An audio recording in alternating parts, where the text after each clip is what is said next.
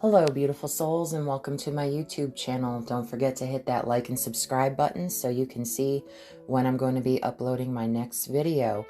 Today, I'm presenting an interview with one of my friends and colleagues in the spiritual community, and I hope you all enjoy it. All right. Hello, everybody. Welcome to my YouTube channel. I am here with Heather Nichols, psychic medium from Long Island. And I am Jess Kolner, also psychic medium from upstate New York and Saratoga, New York. So we are on two separate parts of the state. And today we're just going to have a great conversation about mediumship. What has that been like for each of us, our history, our journey, and we'll see where it takes us. So Heather, thank you so much for being here and welcome. It's a blast to have you here, and I'm so excited to connect with you. Thank you. Hi, everyone. Hi, Jess. Thank you so much for having me on. You're welcome. Now, listen, it's been a few years since I've seen you in person, right? We first met at a workshop forever ago, it feels like now. I think that was like 5 years ago this I'm spring. Am I correct? doing the math. I think it might have been 2022, if I'm not mistaken. Okay, 2022 is May of 2022 when everything kind of opened back up and it was traveling again, I think is what he had mentioned. That got delayed, that workshop, from the pandemic. I remember I wasn't signed up for it in the pandemic, but I got signed up after. So that Yeah. was exciting. That was a fantastic workshop.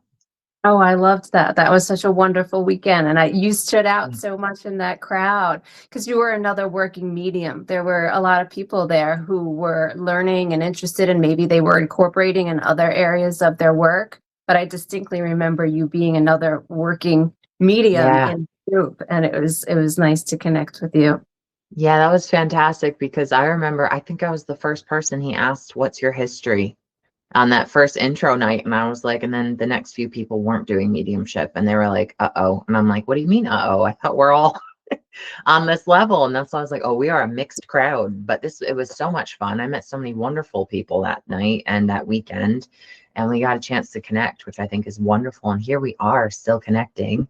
You know, you're a colleague, which I love to say. It sounds so professional. You're my like colleague, but it's such an interesting community we have because it's so very individual, you know, where we all are around the country and the world, and then how we operate. And that's one of my favorite things. But I love coming together like that. And that's part of what I want this to be, is bringing everybody in who I know to explain, like, what is their journey? How does it work for them? Because every time I connect with a group of people who are doing the work, that's what I love to hear and like to see how it went for them. So that brings me to my first question. How did you discover your mediumship? Oh, that's a big one, right? Yeah, I love Um, it though. yeah, I mean, I guess it feels, not to sound cliche, but it feels like a calling. It's something that called to me rather than me to it. Um, I felt really for a long time like I wasn't sure where I belonged or what I was supposed to be doing with myself. And when I discovered mediumship, all of a sudden it was like all the pieces came together, or what I had experienced throughout my life. Everything started to make sense. Like, oh, okay, this is the direction I'm supposed to be going in.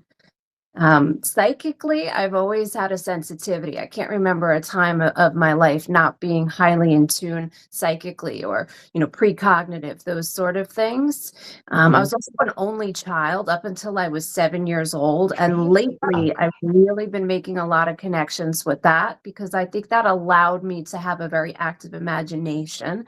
So I was conversing and communicating with spirit and not realizing those were my siblings or my friends, or as a child growing up in a Yeah. home without other children. And then later in life, and it's a real pivotal point, when my father passed away in 2011, everything shifted for me. I couldn't say that I really experienced mediumship so much prior to that, but at that point I began connecting with those who had crossed over, and in particular people who were not connected to me. A lot of dreams were happening at that time. So I might pick up somebody who was like once removed from me, somebody I went to Wow. high school with, let's say, that I hadn't spoken to in many years. Their past loved ones were starting to come in my dreams. Yeah, so it was just this whole wild unfolding. Of course, I couldn't make sense of it for a long Sure. time, but I feel like my father's crossing over I felt for a while like he kind of got to the other side and was like, hey, do you see what you could do? Do you know that you're able to communicate in this way? Let me help you and open this up for you a bit. That's so beautiful. I love that. I love also the way that impacts how you look at his passing very Yeah. clearly. It's a great trigger point for you on this journey. Obviously, and I always say this, we'd rather have our loved ones here physically. And I think a lot of people don't understand that. Mediums, we grieve very much the same way. If not, we feel it deeper than most people. But I think how wonderful that he has now become a guide for you on this kicking off your journey to actually go stepping into the role of medium, even though it was always kind of behind the scenes for you. It was always ever present, is what I'm taking away from what you just said. And I think that's so cool too, that you mentioned this is what most people don't know. We need imagination. That is a huge tool for the medium. And you had 7 full years to entertain yourself, to expand on that, and to really work that muscle, because that's the muscle in how we receive our information. And I know it sounds crazy to some people, but we need to have that strong visualization in our mind so we can receive the signs and the symbols. So I think that's absolutely incredible that Yeah. that's what it was. Connected to the inner world. It gave me all of that Yes. to just be deeply connected to the inner world. And I think it Yeah. was instrumental for me. And then, you know, a little further with my dad's passing, it was grief too. I was so grief stricken. And I remember just a day after his passing, if that, maybe even less, I had this exploration that was calling. Where did he go? He was just here, you know, where I know his spirit is somewhere. The body just Right. passed, but where did he go? And it just pulled me on this discovery of So you went seeking. seeking the afterlife, and where has this person who's so near and dear to me, who was just here because it was unexpected, his passing, where is he now? And I just went off and running, seeking. And connecting. It's the connection. And that's the thing. That's the thing I love to say. The tagline I guess I came up with for me was connecting you with your loved ones. Because that's the thing. It's connection. And that's why they step up, spirit, and that's why people come to see us. They want to connect. So it's all about connection. I think that's so beautiful that you wound up connecting to your father. That's remarkable. Now, how soon after he passed did you connect with him? Did you get a sense, just a feeling or a knowing? So interesting. I actually feel that the last time I saw him, which no coincidence, I'm just realizing now it's this month. It was February 11th was the last time I saw him alive. And I remember that because it was my grandfather's birthday and we had celebrated his birthday that night. And when I left that evening, I couldn't say goodbye enough. Like, we said our goodbyes and we gave our embraces and hugs and kisses. And when I left the home, we were 30 seconds down the road, and I had this deep sense that I needed to turn back around and go back to see him again. And I had said to my husband at the time, I think we need to go back. And it was late at night and we had our young daughter in the car seat, and he's like, no, we said our goodbyes, we left. And so I called back to the home and I asked my mom to just let my dad know I love him one more time. And so when I look back on that after he passed, I realized that that was a soul connection. That was Yeah, I didn't know it in a logical or in my mind sure. mental state, but on a soul level, I somehow knew that that was our goodbye. Yeah. So I feel like I connected right away. And then even day of his passing, and I didn't understand abilities or mediumship for myself at that point at all. I could feel his spirit travel to the beach. Wow. That was a place of peace for him. Um, you know, driving to the hospital, like he had just passed, and I just had this overwhelming sense that his spirit had traveled to the beach, and so I was connecting with him That's then, but I beautiful. didn't realize it. That's amazing. That's such an incredible feeling. It's that knowing. That's remarkable. That's on a soul level. That's not Yeah. even that's not a thought. That's not something that comes from the brain. That comes from your soul. That is so incredible to you. Wow. That is something. My On my end, and in particular for me, it was when my grandma passed. My grandpa passed first, and then my grandma passed after. she made herself known in such a way. I cracked the joke. She was like the bird flying around your head chirping because she had thoughts, and it was just a feeling. Like I could feel her. I know she was there. She was giving input. And I know that's like, it sounds weird for I think anybody else to hear me say that, but like when I was out doing something, if I was walking at night, she didn't like that.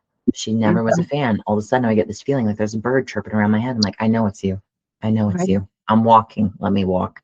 And she's a force to be reckoned with. So I feel like some souls, they will step right up. And even if we don't see them in the traditional sense, which I want to ask you about next, we feel them, and it's that feeling, it's that soul recognition, it's that soul knowing. And I think that's so incredible that you got to experience that. It's just feeling that they're with you, because they are.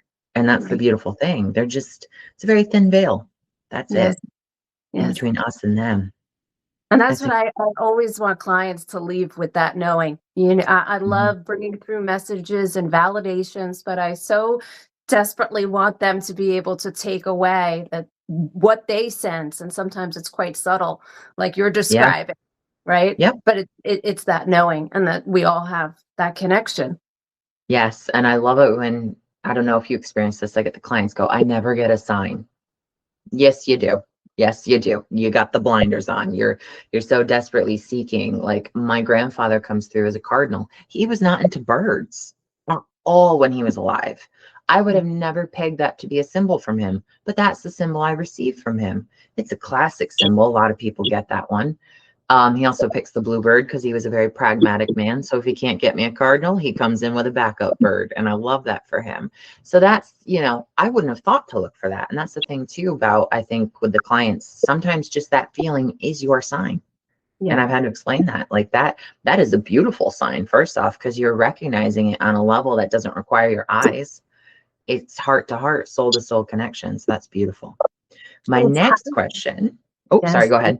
I was just going to say, it's highly individual. It's highly individual, and to learn and to tune in what resonates for yourself is so important. Know how you'll connect with your loved ones. Absolutely. And I wish more people would kind of just sit quiet and expand on that, because it is very different. Like you said, everybody's different with it. So how do you do mediumship? This is my question I love to ask, because every medium's different. And I stress this, which is why I want to introduce everybody to the mediums I know. We all operate differently. So how do you receive and perceive spirit? And then how does mediumship or a traditional session work for you? Okay. And this has taken time for me to understand.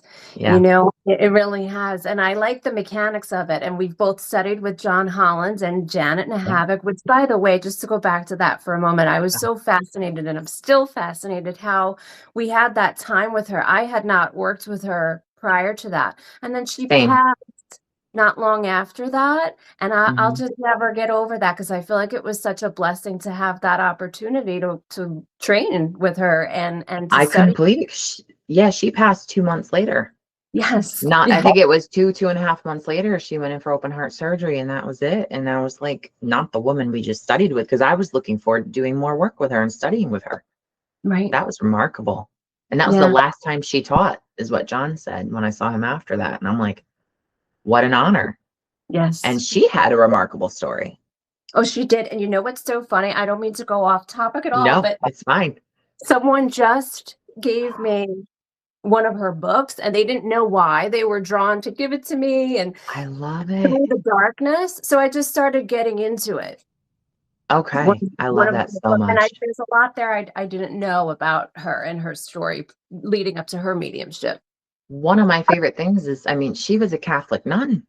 Yes. She was a nun. She was spicy, though, for a nun, and I love that. And I remember my favorite takeaway, and one thing she said, and it has resonated with me ever since, because I take this work very seriously. The work is serious, but I'm always having fun with it. And people will say, wow, you had me laughing and smiling, even though there were tears.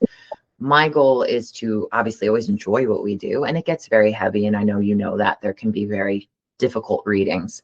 But most times, I'd say 8 out of 10, there's at least a smile or a laugh in a reading. And spirit has a wonderful sense of humor. But sometimes I get too caught up in the seriousness of it, right? But the thing that she surprised me with, having been a Catholic nun and then going into mediumship and then becoming the great teacher that she was and teaching fellow mediums, she said she loved being the oracle. And I sat there just flabbergasted when she said that. And I still think of that sometimes. We forget how magical this is for us, how beautiful this is for us, and how we really are people that people come to connect with, to get to their loved ones, or that knowing and that expansion. And I was like, so crazy to me that such a woman who came out of such a hardcore traditional Catholic, as we know, is very, well, very strict background, loved the mysticism of it, loved that kind of magical quality of being a psychic medium. So when I get too caught up in the like technicality of it, I have to remember you do have an incredible gift and we should be having fun with this, because how awesome. And that has always stuck with me that she said that, because I remember sitting there going, what? I looked up, I was taking notes, and I was like, that's her favorite part. I was like, okay, all right. That's very interesting that that would be it. But yeah, I think that is a very fun thing. And I was so surprised by the duality of her, because she still carried that. I jokingly, when I was sitting down, I'm like, it's Sister Mary Janet, because to me, the minute she said shush, did you notice how that room got shush? When a nun tells you to be quiet, everybody got quiet. So she still had that quality, but then there's just this other lighter, beautiful side to her that I absolutely loved. And I think how extraordinary that we got that privilege to be in her final class. Yeah, and bravo to her for following her calling. And she speaks about it a bit in this book, you know, about going against the Catholic religion, not just because it didn't feel like a fit for her, and she knew there was something else for her, you know, to be of service. So bravo to her. It's an inspiration that she's a strong woman. Yes, she really genuinely did. And she was so remarkably her own person and outspoken too, which it was fun. It was like, you know, she had a great love. And truly, she's not the only one within the community who kind of came up with that Catholic background. Drawing a complete another blank. What is his name? This is a bad time to have a blank. Oh my goodness. There's the other medium that I've studied with John. Okay. Do you know who I'm talking about? I'm not sure, but I believe John also has the background. Correct. He was brought up that way, but the one that I'm referencing right now is the Joe Shiel. Joe Shiel. He's Reverend Joe Shiel. He almost entered into the seminary to become a Catholic priest. This gentleman, he has such a hardcore Catholic background, and it still filters through in how he does the work. And when he taught a workshop with John the very first time, I'll say it was just completely and utterly fascinating to me. So it was the first time I knew I was missing something with my mediumship, and I couldn't place it. I was like, what is this? And he said, there should be a reverence for it. And I was like, oh, you're right. Because up until that point, it was just, I was the fun friend who could see spirit. And it was so much more. And I couldn't couldn't put my kind of thoughts to what is this feeling. And I'm like, it's the reverence for that connection. It is a very beautiful gift. And again, having fun with it is critical. We need to. But that was the first time when I looked at it from his perspective, I'm like, there it is. It's sacred work. Yes. But that feels heavy when we say that. So I don't want it to feel so heavy, because again, I like it to be light. I like the levity, but also it is very sacred that we have signed up to say, we're going to do this. We're going to help others. We're going to be the medium, the middle person, the connector between them and their loved ones. And I think it's a tremendous responsibility. It's a tremendous responsibility. And that's why I'm so grateful to have trained with some of these mediums that we're talking about who have gone before us, because they are very strong in their teachings that there must be an integrity, ethical practices. And I hold that very close too, because I don't think we could really do the work in the way it's meant to be without that. And having fun, bringing our own personality, because it really is an expression through us if we're the vessel, right? So we have to bring that in through the sessions as well. But yes, very true, very true. And that individuality is one of my favorite things, like I said. So for me, my strength was always clairvoyance. People ask me, how do you see spirit? I'm like, I see spirit. So when I look to my left, they come through on my left. I look left, and then there is spirit. So for me, it's seeing. For others, it's a feeling, a knowing, but you can receive just as much. So what is your strongest clair? The clair senses, basically. Yeah. Okay. So I learned, well, as I was discovering myself and my abilities and how I connect, I learned that clairaudience is my dominant sense, Nice.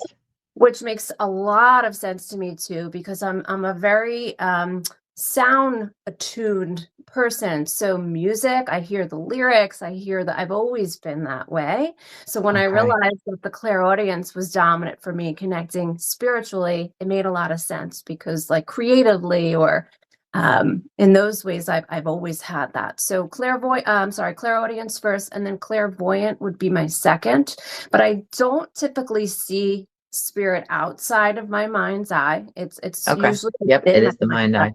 Yep. What we'll see externally will be light. I'll see Okay. color and light, especially during a session. That seems to really come through. But mostly it's within the mind's eye, which some Yes. people get tripped up on because they think that that's Correct. imagination, like we spoke about. But Yeah. imagination is our connection to spirit. Correct. Yeah, it is not the other side of the brain. It is the one that has the creative streak. That's the side that we need to be on. And I want to clarify, yes, it is through the mind's eye, though I have seen spirit with my own physical eyes too. That's a whole other conversation. Mhm. That doesn't always happen, but I've seen color with the physical eyes too. Like you said, the flashes of color, orbs. Mhm. Orbs is a whole thing. I believe that is spirit moving about. I've seen the full spectrum, which always I get a kick out of on those ghost hunting shows when they see an orb and they freak out. And I'm just sitting here going, do you know how many orbs I see daily with my physical eyes? Like, and you run screaming down the hall. Like, it kills me on those shows. So I just sit there. It's like I have the popcorn and I'm watching that going, that's my normal. Like, I don't understand, But again, I always say my paranormal is other people's paranormal, excuse me, is my normal. Right. So I'm just so used to seeing that. So those I see with the physical eyes, but everything else is done through the third eye, which, yes, that's an internal knowing, that's an internal seeing. Um, for me, clairvoyance has always been number one, which is why clairaudience was a very interesting thing for me. It kind of tripped me up a little and it kind of wigged me out because I'm so used to seeing. So hearing all of a sudden was shocking to me when I developed that. Now I'm comfortable with it. And sometimes I'm pleasantly surprised at how much clairaudience is coming online. And it kind of differs spirit to spirit. It's also Mm. up to them how they want to communicate with us. I'm not sure if you've noticed that, if that each spirit is different and how they choose to basically represent themselves or give us the information. Is that something you've noticed too? Sure. And I mean, it's just as individual as any of us here connecting with one another. The spirit and the soul whose transition to the other side will come through full personality, like you described your grandmother being a force. Yep. I do find those energies, if they were a dominant energy while they were here, I do find that most times there'll be a dominant energy when they're coming through their Oh, session yeah. as well. But another piece that I've learned over time, they have to feel a connection with me as the medium as well. So if it's somebody that I would perhaps have really jived with well in life, that connection is going to be stronger in a session. And there may be somebody who comes through and they just don't have that sense for me and they don't have that Yep. connection. So they might connect with another medium better than me. That doesn't Yeah. always happen, but it's just like any of us. Yeah, and that's the thing too. Not every medium is for every spirit. And I've had to mention that, and we were talking before we got into the interview about my one client who I thought I would never see again because her loved one didn't come through the first time she saw me. She did get loved ones, but not the one she was hoping for. And I had to give the speech, maybe I'm not the person for her. Right. Maybe now is not the time. The people who stepped up clearly had a lot of relevant information to say to my client, and it made perfect sense why they were the ones to step up. I also find that the spirit who chooses to step up for their loved one who's sitting before us literally knows why they need to be there. They are the ones maybe with the expertise on what is going on in our clients' lives, or they've lived it, or they lived the opposite of it. So they're here to highlight why the client shouldn't be heading down that path or how they can do better. I just think that's always very fascinating when I see that. But like you said too, personality wise, I get a lot of spirit who did not believe in mediumship when they were on earth. Yes. I get a lot of that, but I happen to live with someone who is very much a non-believer. So that's very fascinating. So I'm used to that energy in the everyday. So I get them, and they're like, I would have never been into this, but here they are to connect with their loved ones. And again, it's about the connection. That's what brings them through, is to connect with our clients. And then I get a lot of people who are, they would have been hard to take, a little bit salty, a little bit hard. And I think that's just given my own experience. I think, it's based off of what type of personalities have we dealt with. Right. And so it's very fascinating to see also how spirit tests us. I'm not sure if you've noticed this, like what type of reading or topic are we getting? I know there are certain topics that have come up that are incredibly heavy. The manner in which someone passed, for example, that can be a challenge, and spirit will try different things with us. Can we handle this? And I've learned over the years, there are certain topics I've handled better than others. So I'll get that type of reading again. Have you noticed that yourself? Yeah, for sure. For sure. And I'll say for me, just personally, it's not a strength of mine to bring through in great detail someone's physical passing. It does come through, and there are some instances where it's come through, I mean, so clearly, and I'm actually reliving that scene. Wow. And able to describe certain things, but it's rare. I tend to There's more of a emotional or in a dynamic, or what did this relationship feel like between the individuals when they were here, and how is that continuing now? It's interesting. The more I work this way, the more I try to honor the way I work. I love Somebody, that. somebody said at the end of a session, they said, that was a very Heather reading of you. And I thought, well, it should be, right? Who else is Good. recording? If it's coming through me, that's the kind of reading you're going to be getting. I love that so much. That's fantastic. And yes, I wholeheartedly agree with that. It should be a very you reading, because again, we're all individuals. And like we were talking about earlier, how a client of mine saw somebody else and he's like, you are so different. That's the point. Nobody connects the same to spirit. And I love that. I also love what you just mentioned. You don't always get great detail on the passing, and that's okay. I love it, and it has happened more frequently now, when spirit is identified just off of personality, things they did. They don't take you to that heavy spot, because that can be very heavy for a lot of people, how their loved one passed. And we don't always need to reiterate the tragedy, if and it is tragic for a lot of people. So we don't want to go there. We want to keep that energy up, that vibration high in the reading. And that's such a great way to connect, I think, to spirit, just on personality alone. And that's how you know you have a great spirit, though, too. All spirit's great. But I once said 2 things about personality, and a woman raised her hand. She went, my brother, on this was a group reading. I'm like, ma'am, I need to give more evidence. And she's like, no, you don't. Just She, that strong. He was that kind of way. And it was impressive to me to see 2 pieces of evidence, less than 15 seconds. She's like, that's my brother.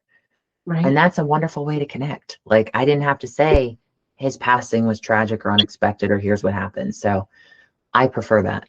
It doesn't Yeah. happen all the time, because I have family members with medical knowledge. So spirit takes advantage of that, and they will show me the medical issue if it was medical.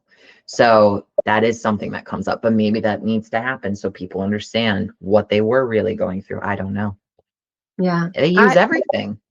Yes, yes. And a lot of times things will come up too that I'm not familiar with, which is always interesting, because I say, if something comes through, if I hear something or if I see something, it's not in my frame of reference, then it's certainly not coming from me. It's coming from elsewhere, right? Yep. Yeah, and that's trippy too, because I love it. Or if they throw out a new sign or symbol, and each medium has their own language with spirit. Our own symbols have different meanings. An apple to me takes me to September. An apple Right. pie takes me to a grandmother, right? For somebody else, I may take them to a baker, not a grandmother, but my grandma made apple pies. So that is just anchors me to a grandmother figure. So the funniest thing was the other day, and I want to know what's one of the funniest things for you. A gentleman showed me a squirrel running up and down his arms. And he was just, I'm like, I don't understand. That has no meaning to me, other than I understand what a squirrel is. I love them. And he's like, look at the squirrel, look at the squirrel. And I'm like, so I said, do you understand the squirrels? And she went, he hated squirrels. And I'm like, oh my God. So it meant something to her and Right. him and their connection. So squirrel is hands down one of the most random signs I've ever been shown. So what's one of the most eclectic or unique symbols or signs spirit has shown you, and it meant nothing to you, but it meant the world to the client?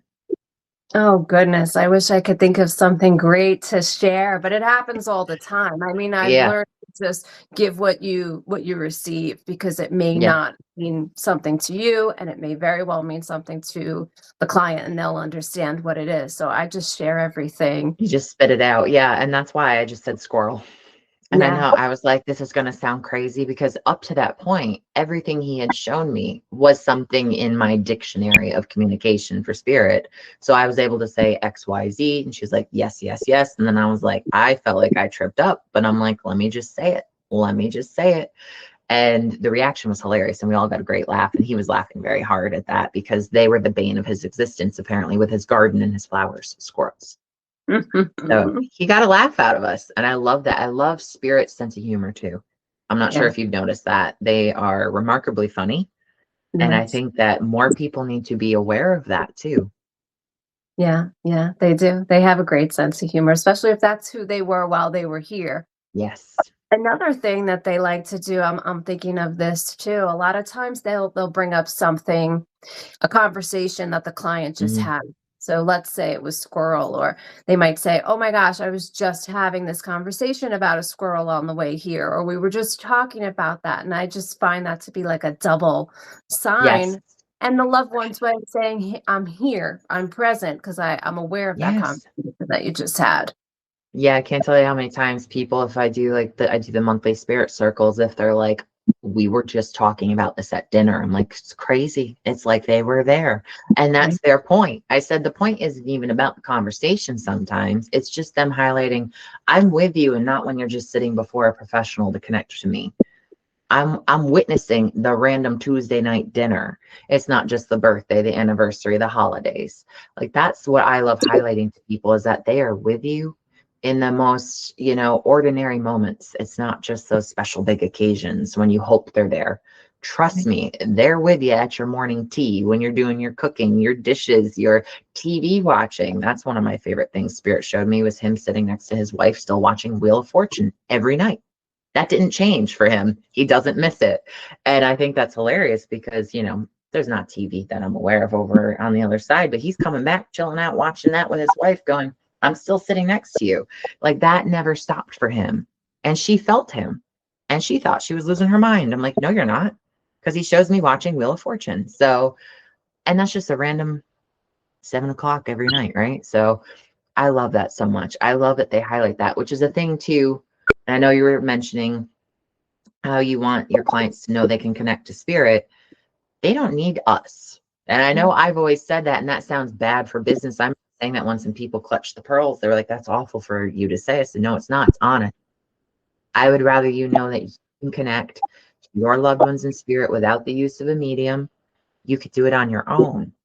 So has that been something you've mentioned to people before? Yeah, I like to ask everybody, and more, it's one of the ways I'll end a session. I ask, well, how do you connect with your loved one? Please share with me the ways that you can sense their spirit with you. How do you communicate? How do you receive their energy? And a lot of times people already have a good sense, and they'll be able to share what that is for them. And sometimes Right. people will say, I really don't. And I say, okay, well, let's work on that now.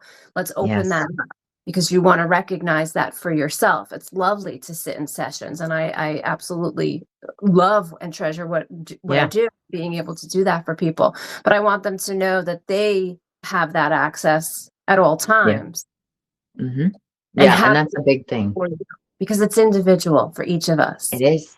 It so is, like we were saying, it can boil down to a feeling. It could be the smell. I had one woman, she's like, she's smelling me. I'm not crazy. She's like, she smells my perfume. And the woman's eyes went huge and she started nodding. My client was like, I have smelled her before. And I'm like, that's the sign.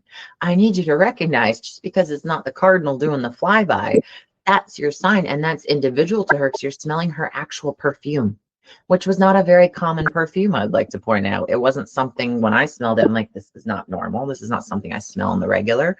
So I'm like, she's literally going for the most specific thing to her that she used her whole life that you will recognize like that. That's so you identify it. So I think it boils down to, like you said, it's an education for our clients to recognize they are with you. They are giving those signs. Let's pay attention. So I think that's so much fun. What's one of your favorite things about mediumship? Oh If you had to my pick one, or maybe there's more than one thing. What's one of my favorite things about mediumship? I think, and maybe this is just more personally, I think I've had so many experiences that I have such a strong faith in knowing that there's so much more beyond this. So I think that's probably one of my favorite things, is because it's changed my entire perspective on life and just on living, to know that there is much more beyond where we are here, and to know that they're not far. I've learned that over time. You mentioned earlier, like a thin veil. They Yeah. seem to be in a place, and I share this with all my clients, I'm like a broken record. They seem to be in a place just outside of where we are. It's not far away. It's not a distant. We're taught, heaven is up and away. And I do believe there's a Yes. higher vibration, and that's why we could sense an up or an Up ascension. feeling. But it really is just outside of where we are. And what spirit has shown me through the years is that they will connect energetically, almost electrically, because we do have electricity running through us as human beings. So when we're highly charged with an emotion, could be joy, could be sadness, whatever it may be on the spectrum, but a high charge around it, spirit is signaled. They can feel and sense us, and so it draws them closer to us. Fantastic. Yeah. I love that. That's so cool. That's amazing. I would have to say my favorite thing, I mean, when it comes to mediumship, is first off, is getting to meet all the people. I always joke, I meet so many people every day. It's the person in front of me, and then it's every loved one who comes through for them. So my world expands that way. And they're all just people. And we all just try and do the best we can when we're here. And then, like you said, they're not that far away. That has given me also great comfort in knowing that there's continuation of life, which is a huge thing. That continuity, that when our time comes, and it will come, that we don't just go poof into thin air, and that we will be able to still connect to our loved ones. Like, that has given me, I think, more comfort than anything. And also, like you said, we're not up and away, but it is an up. There's a higher vibration. It's higher vibration for sure, but it's not so separate from. And that's been one of my favorite things. I don't like that separatism that is preached a lot in multiple communities. I like that we are connected, and it's connection and energy. And I think that's amazing. That's one of my favorite things. And I think you're right too. I one of my favorite things would be connecting with others here on that soul level. I don't think I'd feel like I was really honoring myself or being authentic if I weren't doing this work, because I like getting in that way. When that's the real connection with another soul, is to be able to sense everyone around them and feel them as a person on a soul level. So that's definitely a perk. It's a great one. And I think also what you mentioned earlier, this is something that called to us. Like, we were called to it. It wasn't us like seeking out. You didn't grow up wanting to be a medium. I didn't grow up planning to be a medium. I was doing completely different work. This has been, I'm coming up on my 20th year of development, like an intuitive development, 10th year officially of mediumship, which I'm so thrilled about. Like, a decade. It's been 5 minutes of work, realistically. Like, it doesn't feel like a full 10 years from start to where I am. But I didn't go seeking it as a career. I never thought it would be a career, which is hilarious when I think about it now, because I'm like, I can't imagine doing anything else. Like, this is my job. And I know, again, it's like, it's not only who I am, it's what I am, and it's what I do. And I love that so much, because it's a soul thing. And when you see people light up, there's a few things in this world, if I talk about, I'll light up. And mediumship is one of them. And I can literally feel the difference. I get so excited really quickly, and I just kind of brighten up like that. And I think that's remarkable too, that we get to experience that every day, because so many people don't get to deal with that or feel that every day in the work they do. And I would really encourage them to find their joy in any capacity, because that's quite literally what it means, is to find your joy. And I think Mm. by connecting with so many wonderful souls, it's remarkable. But also within our community, how we're all different too. Has that been one of your favorite things to see? Like, I love connecting to different mediums and seeing how we all do the work. I love watching a medium work. Yeah, watching a medium work is absolutely fascinating, and we all do connect differently. Yeah. Yeah, sure. And I think our upbringing has a lot to do with it too, and just Mhm. how we're taught. Like, I'm thinking of a medium now, like Laura Lynn Jackson, for example. Yeah. She's a teacher, she's an educator, so she's trained that way. So for her, naturally, when she connects with spirit, she has that blackboard that she sees within her mind, and that's Wow. how she organizes spirit, because that's the profession that she has. That's her. Yes, in this life. So yeah, yeah. Yeah, that is incredible because I'm thinking of someone I know in her journey. I think she has a background in biology. Very, Mm, very smart, very science based. And as we know, that's that logical side of the brain. For her to have opened up the way she did was actually incredible to witness her journey, like I got to. And now I've sat across from her, had a reading from her, and she throws out evidence like boom, boom, boom, boom, boom. But to her, it's like science.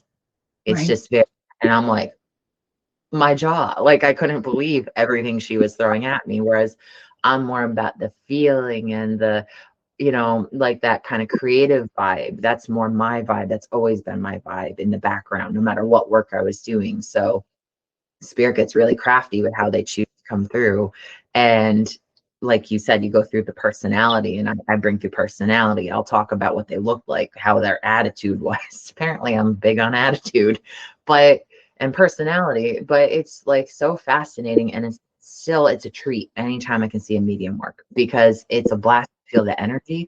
It's a blast to see how spirit's connecting with them.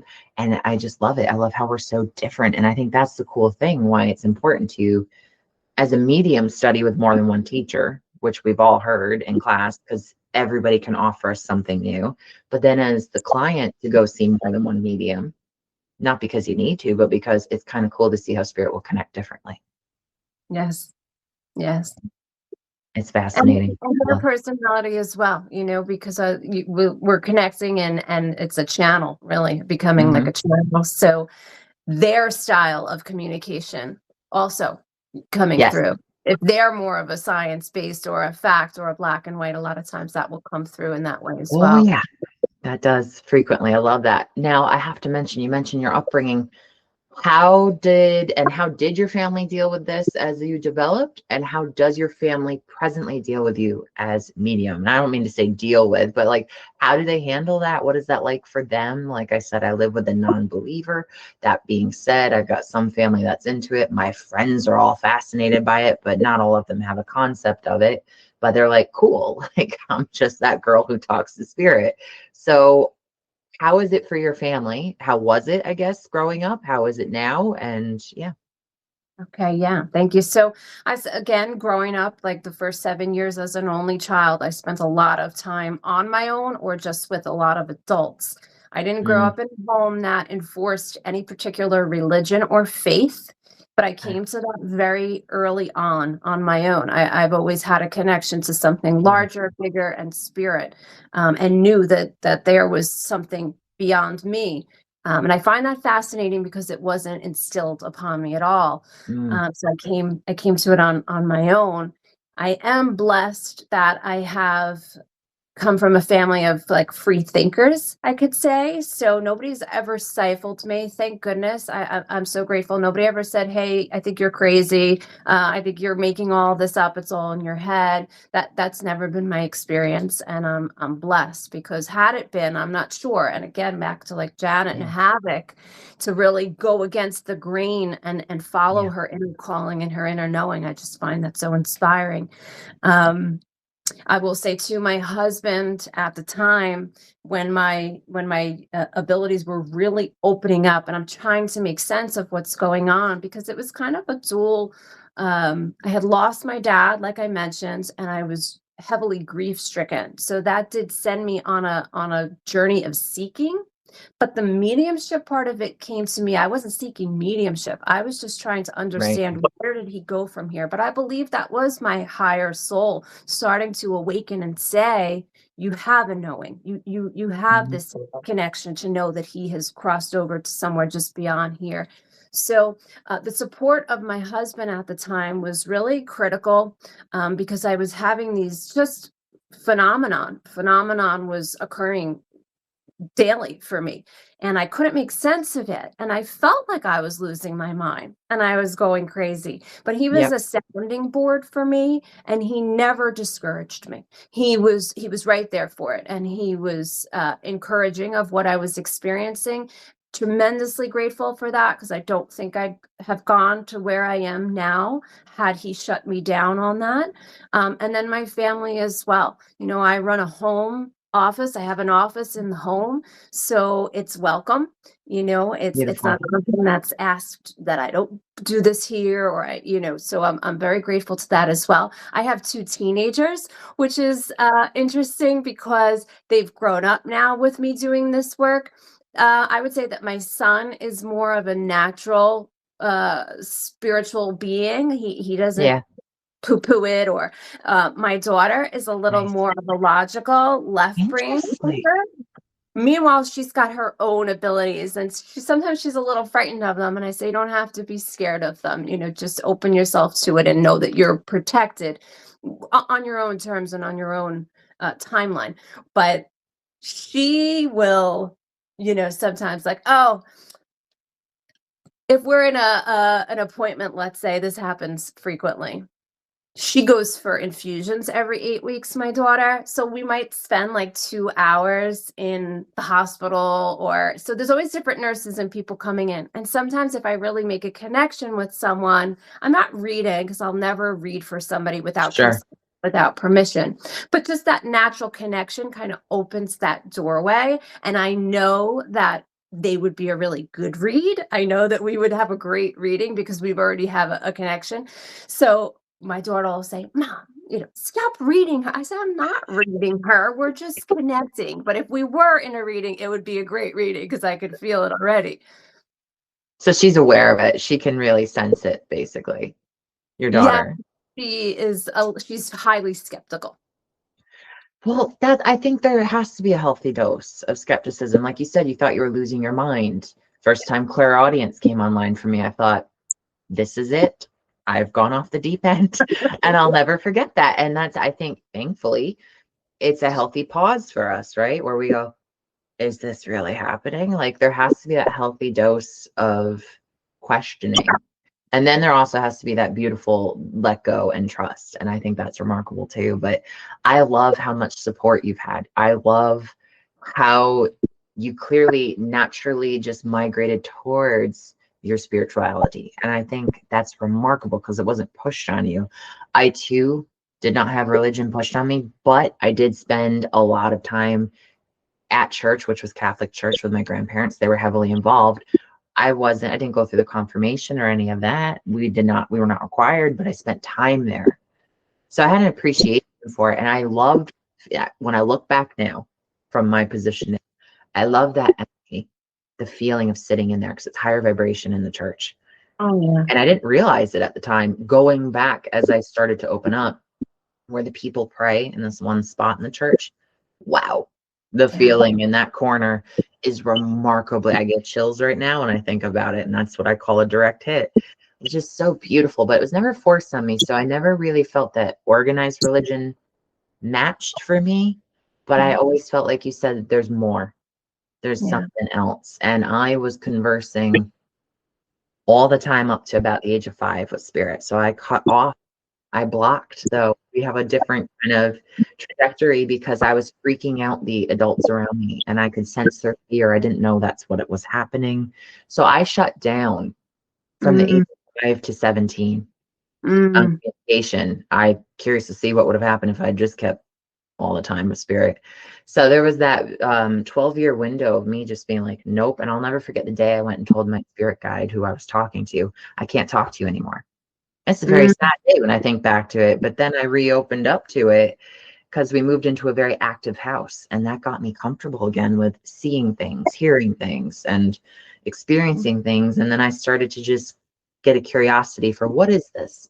I've always known I could see, but I didn't choose to do anything with it. So my journey had to be an actual undoing of the blocks I put up, the boundaries I put up. So I wound up blocking myself accidentally, which is kind of crazy. And now I'm just like, wide open. Wouldn't trade it for the world. I think that's kind of common. I've heard that before, and adolescents are tough as it is coming up as a young person and a teenager, and those years are difficult anyhow. So I could Yeah. understand that, why you'd say this is not for me right now, and Oh, then wholeheartedly. open that back up when the time was right for you. I will say it did try to spike when I hit puberty, right around 12 and 13. I noticed the activity was increasing again, and I was like, and I was reading a lot of Sylvia Browne books, right? That didn't help, right? Because I was cracking open my brain. I was starting to think more, and I was just like, no, I can't do this. So I clammed back up, right? But you could tell it was trying to come online constantly. People were trying to let me know they're around me. They were there. It was just very interesting. And now I'm like, if you saw me at the start of my journey, when I was doing my first intuitive and psychic development, I was chicken little. I was so fearful. And there's nothing to be afraid of. And the first time I did mediumship a decade ago, when I saw how beautiful it was, that was it. I'm like, this is how I help people. That's all I said in that moment. I knew it. I said, this is going to be a path for me to help people. I don't know how. I didn't have a clue yet. It resonated with my soul. So I had to kind of connect at that right moment. But the comedy is basically how long I took to get there from that point. It would be 2 years before I would go public. So that clarity to me is how I just drag my feet, and now I'm like, all right, here we go. And I just go forward and I go with it and I lean into it. And I'm continuing to develop. As you mentioned, we've done workshops. So we continue to learn new techniques and skills. And I just love that this journey is never ending and it's ever expansive. And I think that's remarkable for us. Yes. Yeah. I feel that very much these days. I'm like, where is this headed? Where are we going? And just as a Yeah. collective, because people are really starting to come on Yeah. On their own understanding and be able to open up to their own abilities, I think more than ever. And this work being accepted and people realizing how vital, what a strong part of ourselves that it is, and how useful it is too, to be able to help us navigate through our lives, especially today with all of the technology, all the things we have out there, to have that base and that foundation. I think more and more people are coming to understand that part of themselves. Yeah, I think it's absolutely remarkable too, because it's the going inward, not seeking answers externally. And I love that so much. If people can do that for themselves, I'm like, fantastic, do that. You don't need us. And again, people, oh, that's awful to say. No, it's perfectly healthy to say, and it's true. And I love it when I sit with a client and they have a question and I look at spirit and spirit's like, do it. And we get them to answer the question for themselves. They know it. And I've shown so many clients how they can do that. And then they're like, whoa, it's so simple, right? And it's, how do you feel about it? Not how do you think about it? How you think about something will get you going in circles all day. But when we get them to connect to their inner knowing, it's just incredible to see the magic unfold and how they're like, I answered this question I've been stressing for weeks.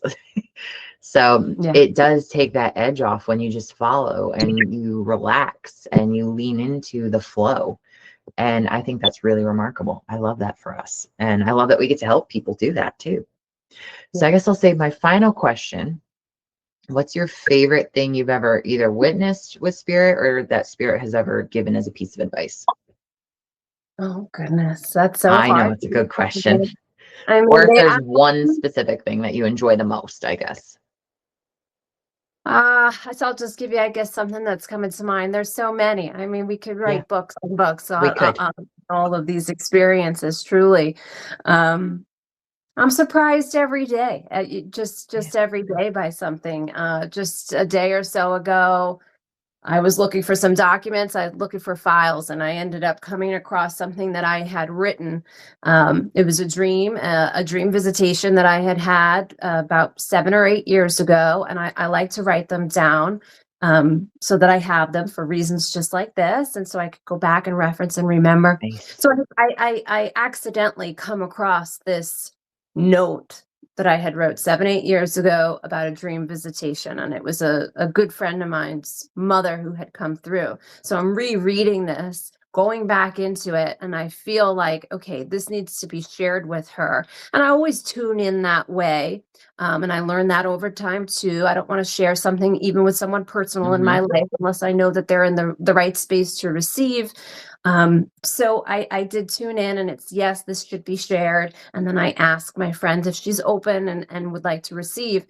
But it was just uncanny that she had had an experience herself the night before, thinking back to that same dream visitation that was Right. shared years prior. So it's just a validation for her. So spirit was guiding me to find that note, to reach out to her, and it was really a validation for her through her own experience that she had just had, I from love that. her mom. Yeah. And I love how you said accidentally, but I'm sitting here going, there was no accident Mhm. at all when you found it, because I don't believe in coincidence. And I know that that makes some people very uncomfortable, but I believe everything happens for a reason. The good, the bad, and the ugly is what I always say immediately after that. But that's an incredible experience where spirit uses you. And I Yes. love that. I love when I'm not doing the work and spirit has utilized me. And I have, I guess, similarly, but it was kind of lighter, I suppose. I'm assuming that was a little bit like that was really profound for that person that you connected with her. For me, it was funny because, again, to my friends, I'm simply Jess, right? But they connect with us. They, they're our friends, but they know what we do for work. And I was with my best friend at a food truck park, and out of state, where I go all the time. And I keep on top of the news there. So I had known about the local happenings around town and zoning, which is the weirdest thing that I would know this, but I happened to read an article, happened to 2 weeks prior. And this woman turns around, she's in front of us at line, and she looks me up and down, takes one deep breath in, and just offloads her entire issue that she's having. She does not know me from Adam. She does not know anything about me. And my best friend looks up at me like, what is happening? And I'm like, let it play out. And it Mhm. turns out the woman's husband was dealing with early onset Alzheimer's, which was very sad. They owned a bunch of cabins down the street. And she's like, now I've got to figure out how to sell them. And I had just read the article on another one in the same township who got to sell them off cabin by cabin, infinitely making much more money instead of just selling the whole property as a whole. I said, well, why don't you go to the town and ask about that? And she goes, I had been thinking that. And I'm like, and there you go. So spirit had me read a random article on a Tuesday in order to have her turn around and just go, here she is. And it was crazy still to this day how she just turned around, honed in on me, just started talking to me like she knew me. I've never met her. I've never seen her since, but they utilized me. And Yeah. I'm like, kind of freaky when it happens, but also very beautiful because I Yeah. hope it worked out for her. And I know that would bring her infinitely more money for the care for her husband long term because he was so young. So I was like, all right, you just got to go with that flow. And I think that's one of the coolest things is how it kind of all falls into place for us. Well, you're the messenger. Yeah, you're the Yeah. messenger. And I think spirit uses us all that way all of the time. Yeah. We're speaking, they're speaking through us and using us as instruments to give each other information and Yeah. guidance and things that we need. So the more open we are to sharing and being useful that way, then the more opportunities for us to be able to help one another. Yeah, and I think it's so beautiful because, that's not a reading. That's just me existing. And they're like, we got her. Here we go. And they know I'm just going to say it because the minute she started talking, I'm like, oh, now it clicked for me, but I'm not going to stand there and tell her this is not something we run around. I don't believe you run around broadcasting, hello, I'm psychic medium Heather, right? This is something, if it comes up in conversation, but I just only had that conversation with her about the zoning and the sectioning off. And that's all she needed to hear. And that was her validation. So spirit was already working with her to try and make that happen. And then they just brought me in to be like, boom, there you go. So fantastic. I think it's remarkable. And that's what I say. Like Janet said, I enjoy being the oracle. It's that mysticism, it's that magical quality that goes on behind the scenes. And I think leaning into that is absolutely incredible. And what an honor is what I say that we get to do this. And I wouldn't trade it for anything because now it's like breathing oxygen to me. Yeah. Yeah. And I think we're all being utilized this way more often than we realize. And again, Yeah. just keeping ourselves open so that we can be a channel and a vessel. And a lot of people are frightened. I get that a lot too, Mm-hmm. from certain groups of people who are frightened to it. But I say all the time, I don't vibe in low energy. I don't live that way. So I don't No. trust that, right? So I never have a fear. I don't have Yeah. that fear-based that I'm going to attract something low or Yeah. I get asked that question a lot. And one of the things is too, for me, I don't do ghost hunting. right. And my friends in the community make fun of me for that because I look at them like they've lost their marbles. I'm like, why? Why would you go do that? And they always joke, oh, you wouldn't come with us. I said, I'd drop you at the gate. I wouldn't even go on the property. Like that's just where I'm at, because they go to some really interesting places where there was very heavy energy to begin with. I can look at a picture from it, in a book, for example, or on the internet, and I'd be like, hard pass, thank you very much. I keep the vibration over here. I keep it higher. I don't deal with that. So I don't have that concern, just like you. Higher vibration, loved ones coming through from what I like to call heaven. They can call it whatever you want. That's what I tell my clients. I don't care. That's all I deal with. And also, I don't believe I need to go looking for that when I do this on the daily. Yeah. Yeah. Doesn't make sense to me. Like, why? So, well, listen, I'm going to say thank you so much. I could keep you here all day. I would love to have you back in the future, because this has been an incredible conversation and such a blast talking with you and getting to learn about your history. I will say to anybody watching, I'm going to have your information down below so people can find you, and they can book a reading with you. And again, you're down on Long Island. So if anybody's local to you, you do offer in person at your office, correct? Yes. Yes, I That's do. fantastic. Fantastic. Heather, thank you so much for connecting with me today and being my first interview. Oh, absolutely. Thank you. Thank you for inviting me and having me. And we're still connected after all this. Same. It's great to watch you unfold Yeah. and expand in your journey. And thank you for having me today. Oh, well, thank you so much. It is a blast. And I think I look forward to seeing where the rest of this journey takes us as we continue to do our own thing. And hopefully we get to work together one of these days. That's on my bucket list too. I've had that in the back of my mind. Like you said, you had the bullet points. I have that kind of out there. So I know eventually one day we will connect to do something in person, hopefully. But for now, we have the virtual, which I think is remarkable. So thank you so much. Yes, I'd love that.